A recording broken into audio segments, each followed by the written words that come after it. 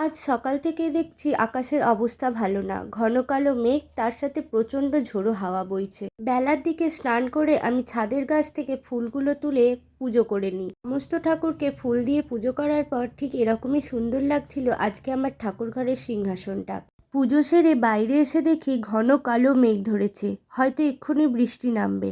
এরপর দুপুরের দিকে আমি অল্প স্বল্প রেডি হয়ে নিয়েছিলাম, যাবো একটা অন্নপ্রাশন বাড়ির নিমন্ত্রণে। গিফট নিয়ে তাহলে চলুন বেরিয়ে পড়ি। অন্নপ্রাশন বাড়িটা খুব একটা বেশি দূরে না, পায়ে হেঁটে মিনিট দুয়েকের পথ আমাদের বাড়ি থেকে। আর এখানকার জমিগুলোতে এখন বাদাম তোলা হচ্ছে। অসময়ে বৃষ্টি আসার ফলে যদি বাদামের ক্ষতি হয় তাই। কথা বলতে বলতে পৌঁছে গেলাম অন্নপ্রাশন বাড়ি।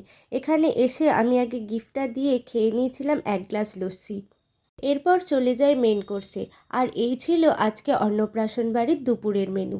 খাওয়ার পর আইসক্রিম আর পান মশলা হাতে নিয়ে হাঁটা দিলাম বাড়ির পথে।